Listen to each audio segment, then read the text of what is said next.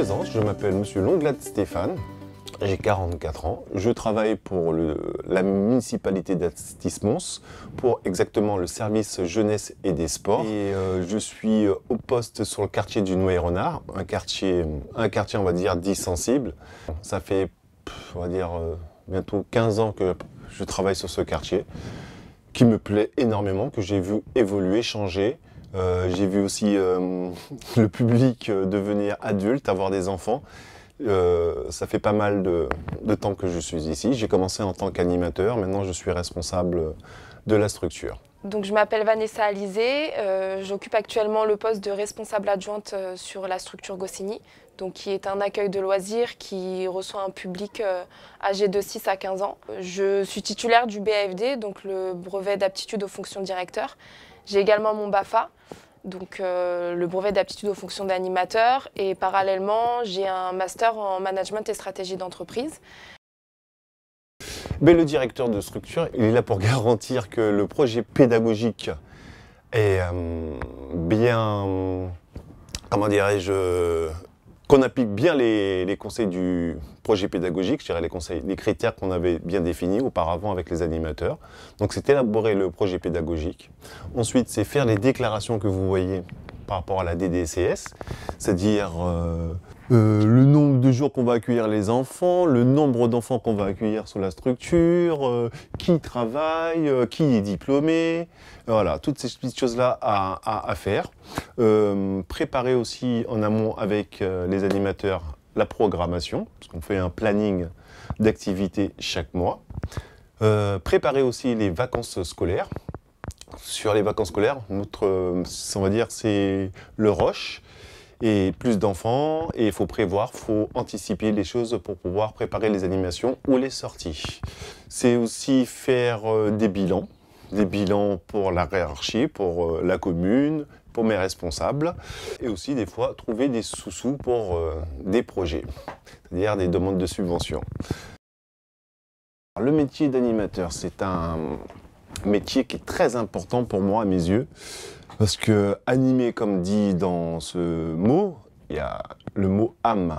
Donner de l'âme, donner de la vie, donner de la joie aussi quelque part, et envers un groupe d'enfants.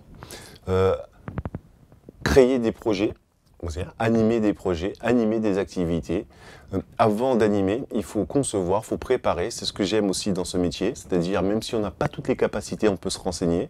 Grâce aussi à l'outil informatique de nos jours qui permet de développer, d'enrichir encore plus ses compétences. Voilà, c'est d'anticiper les choses, de mettre en place pour les enfants. C'est-à-dire de trouver des outils, de trouver des influences pour que l'enfant puisse s'épanouir, apprendre des choses, se poser des questions, découvrir, voilà, ça englobe tout ça. Je dirais c'est apporter des influences positives pour que les enfants puissent évoluer, voilà, pour simplifier. Alors les qualités pour être un animateur, bon animateur pour moi, c'est la ponctualité déjà par rapport à son équipe, aux enfants, faire preuve de créativité,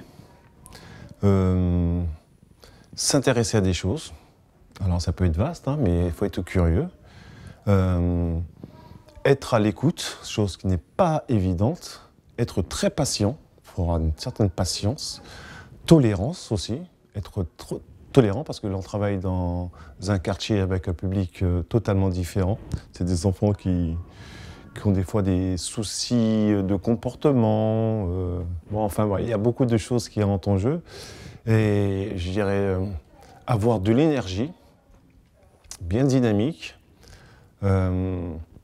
savoir travailler en équipe. C'est pour ça l'écoute, c'est très positif parce que travailler en équipe sans s'écouter, sans la communication, c'est faire preuve de communication aussi avec ses collègues, même les enfants. Avoir la notion de sécurité tout le temps derrière la tête. La notion de sécurité doit jamais nous échapper. Je crois que c'est plutôt une vocation. Je suis tombé dedans depuis tout jeune. J'ai grandi dans un quartier, on va dire, dit sensible. Et ça m'a toujours parlé. Voilà, j'ai toujours voulu faire des choses pour les autres. Voilà, une sorte bâti pour la jeunesse. Voilà, déjà, il faut aimer la jeunesse. Il faut aimer aussi les autres. Il faut avoir un petit côté humain. Et puis faire avancer pour qu'on puisse vivre ensemble d'une meilleure façon. Voilà, devenir citoyen le plus agréable possible. Donc dans l'animation, il y a des diplômes professionnels et des diplômes non professionnels. Donc dans les diplômes non professionnels, on a le BAFA, qui est le brevet d'aptitude aux fonctions d'animateur, puis le BAFD, donc le brevet d'aptitude aux fonctions de directeur. Et ensuite, on a des diplômes plus professionnels, donc le BPGEPS, le BAPAT, le DEGEPS, qui sont des diplômes avec une formation plus longue, donc un contenu plus théorique, plus développé, puisque le BAFA se fait simplement en 3 stages. Cela n'empêche que beaucoup d'animateurs occupent leur poste en ayant dans un premier temps le BAFA et ensuite, s'ils souhaitent vraiment se professionnaliser dans la voie de l'animation, ils s'engagent souvent dans un BPGEPS, qui peut aussi servir pour être éducateur sportif. Alors, pour passer le BAFA, donc tout d'abord, il faut aller sur le site BAFA-Gouv. En fait, c'est un site qui recense tous les organismes qui peuvent faire passer le BAFA. Donc en Ile-de-France, il y en a pas mal. Il y a par exemple l'UFCV, Léo Lagrange, Afocal. Dans un premier temps, il faut aller sur ce site, choisir une session qui nous intéresse par rapport aux dates et par rapport au prix, en sachant que le premier stage théorique BAFA coûte entre 300 et 500 euros, selon les différents organismes. Il y a possibilité de le passer en internat ou en externat. Donc en internat, on est logé, hébergé sur place, et en externat, le soir, on peut rentrer chez soi. Donc c'est une formation qui dure 1 semaine, qui donne les bases du métier de l'animation, les bases théoriques. Une fois ce stage validé, il faut ensuite faire un stage pratique de 14 jours. Donc ce stage, on peut le faire sur des accueils de loisirs ou sur des séjours de vacances. Donc c'est comme une recherche d'emploi, il faut aller se rendre directement sur les accueils ou envoyer des courriers aux différentes collectivités en précisant qu'on est dans le cadre d'une formation BAFA et qu'on cherche un stage pratique. En sachant que le stage pratique BAFA n'est pas ou peu rémunéré. Et il reste actuellement peu de villes qui rémunèrent ce stage. Une fois le stage pratique terminé, il faut ensuite se lancer dans le stage de perfectionnement. Toujours en allant sur le site BAFA-Gouv, qui propose, en fait, comme le stage théorique, diverses sessions. Donc ça peut être en Ile-de-France ou partout en France. Le stage de perfectionnement, lui, dure 10 jours. Et à la fin de ce stage, le BAFA est terminé. Il faut ensuite attendre qu'une commission valide le diplôme. Et à la fin, une fois que la commission a validé le diplôme est envoyé directement chez la personne. Donc passer son BAFA peut être un bon point pour trouver des jobs d'été, car l'animation, c'est un secteur qui recrute beaucoup, surtout en période de vacances, puisque les accueils de loisirs accueillent beaucoup de public à cette période-là, les séjours de vacances aussi. Du coup, ça peut être vite rentabilisé de passer son BAFA, même si, dans un premier temps, c'est vrai qu'il faut pouvoir financer ces différents stages, en sachant que la CAF ou le conseil régional peuvent aider à subventionner le stage théorique ou le stage de perfectionnement. Donc parfois, ça peut revenir à un coût moindre pour les jeunes qui désirent passer leur BAFA. Souvent, on pense que c'est un job d'été, mais il faut savoir qu'il y a des possibilités d'évolution dans l'animation et les diplômes professionnels montrent que c'est un emploi à part entière, un vrai métier, et qu'il ne faut pas forcément prendre à la légère, même si on entend souvent dire que les animateurs partent en vacances ou s'amusent. C'est vrai, on ne néglige pas que c'est un métier épanouissant, mais ça n'empêche que des critères de sélection sont quand même imposés. Il faut être très rigoureux dans ce métier-là, très patient et avoir une vraie pédagogie avec le public qu'on encadre. L'animateur peut travailler pour les collectivités territoriales, pour les associations, pour les maisons de retraite aussi. Maintenant, il y a de plus en plus d'animateurs qui travaillent aussi en maison de retraite, les centres de loisirs, pour les handicapés aussi, exactement, pour encadrer les handicapés lors de sorties ou même dans les centres. Les activités qui sont mises en place dans cette structure, il y a des activités nouvelles, il y a des activités aussi qu'on met par rapport aux compétences des agents. Exemple, Claude, qui était une ancienne artiste peintre, une ancienne danseuse, donc elle a la capacité de pouvoir faire des activités autour de la danse et des activités autour de la peinture. Je m'appelle Claude, je suis animatrice chez les 6-11 ans, donc à l'accueil de loisirs Goscinny.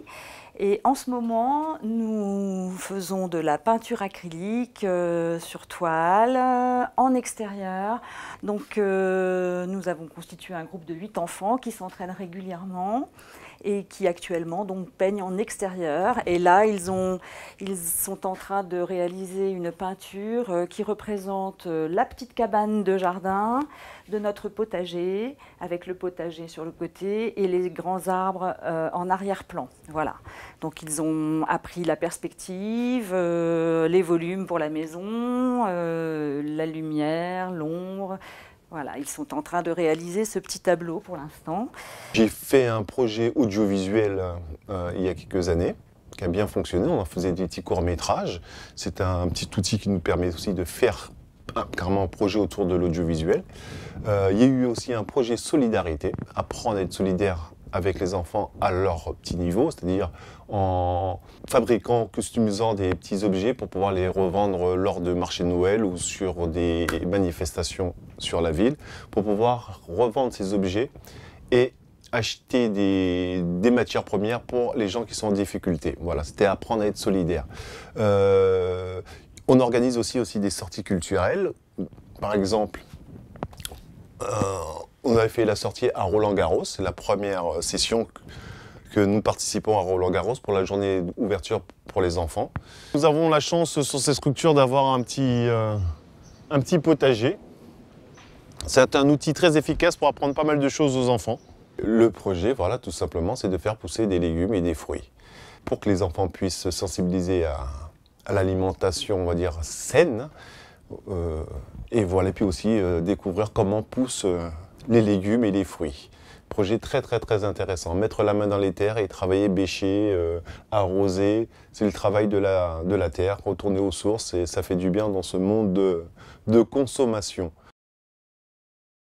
Bah alors si tu es intéressé à faire de l'animation, si tu as de l'énergie, de la motivation, de la créativité, il y a un axe pour tout, pour commencer pour les débutants à 18 ans. Tu peux faire les colonies de vacances, découvrir des paysages, rencontrer des gens de différentes horizons.